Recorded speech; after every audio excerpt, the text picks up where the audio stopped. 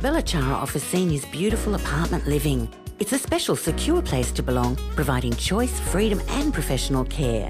Each spacious apartment comes with an ensuite, veranda, security and on-call nurses.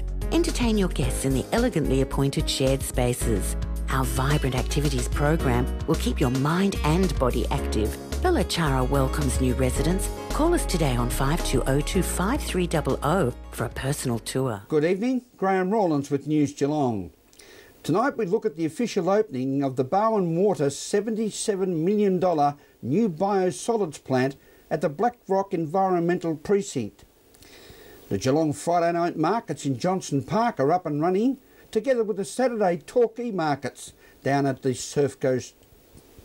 From the world of sport, we'll look at the Navy Surf Boat Series beginning at Lorne last weekend, and exclusive news on the Melbourne Storm Rugby League and the Melbourne Rebels Rugby Union to play matches in Geelong at the Gardenia Park complex next month. And from the weather world, we'll update you on the Geelong and the Surf Coast weather expected over the next 6 days.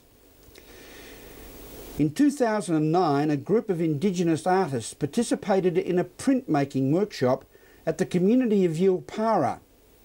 Featuring over 20 prints, the outcome of that workshop is called Standing on Their Names, Blue Mud Bay, and displays this vibrant cross-culture printmaking exchange, as Ian Nicholls reports. Well, the summertime is a very busy time for the Geelong Art Gallery. They have so many beautiful exhibitions in one of the coolest spots in Geelong.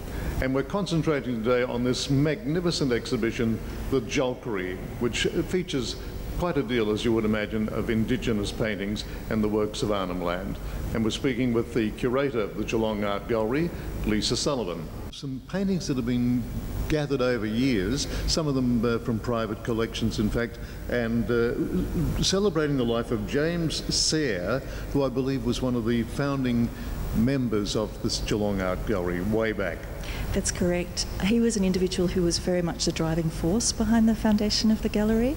He was a banker here in Geelong, and indeed he had been a banker in other states around Australia, but he settled here in Geelong in the latter part of his career, and he also had a very artistic nature and was quite a skilled painter. He was very passionate about the arts, and obviously the gallery was founded in the late 1890s, and we have a wonderful work by Sayre that was painted around that time and indeed donated to the collection by him in 1902, and it's of the Cowrie Pool in Torquay, and it's a beautiful, beautiful work. So our curator of this exhibition, Veronica Filmer, the gallery's registrar, has assembled an amazing array of works by Sayre, not only those obviously in our collection, but she's worked very closely with the family and descendants of Sayre to bring together a beautiful exhibition that shows his talents in a wide variety of areas. Landscape painting, he was also a very skilled watercolourist of an illuminated dress. He also did some designs for medallions, so a very talented man, and we can thank him very much for what we now have today, which is a magnificent gallery. We're absolutely fascinated by the Cowrie Pool here because it does stand out, doesn't it? It does. It's a lovely work, and I believe it was painted especially for the gallery when it was first opened to be part of the permanent collection. So it was one of his biggest works and one that he attached a great deal of importance to.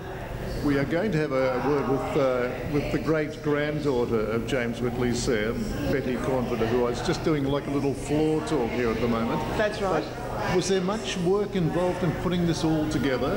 There was a fair amount of work done, but it had been started by Betty previously. She had done quite a fair bit of genealogical research, and then her nephew, Norman Crosley, did considerably more and also sourced many of these paintings. So he was invaluable in finding the family members who had many of these works and to make it part of the show.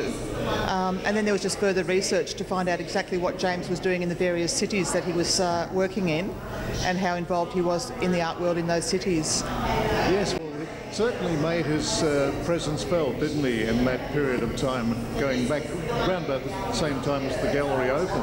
Absolutely, he was one of the founding fathers of the gallery, and it was really due to his enthusiasm and his passion for the arts that this gallery actually started. in 1896 when the first committee came together, and then in 1900 the committee reformed because Sayre had been looking for a site for the gallery. And a few years later there was a collection in the Mechanics Institute and then the Free Library. James Whitley Sayre was the grandfather of Betty Cornford, who just happens to be here today at the gallery doing a little bit of a touring exhibition of your own, telling people about these wonderful works. Yes, I have some of my daughter and grandson here today, yes, and friends.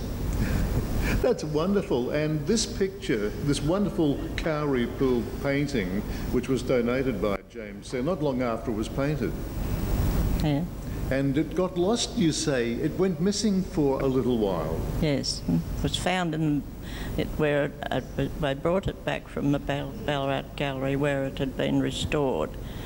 It had got into a very poor state of disrepair.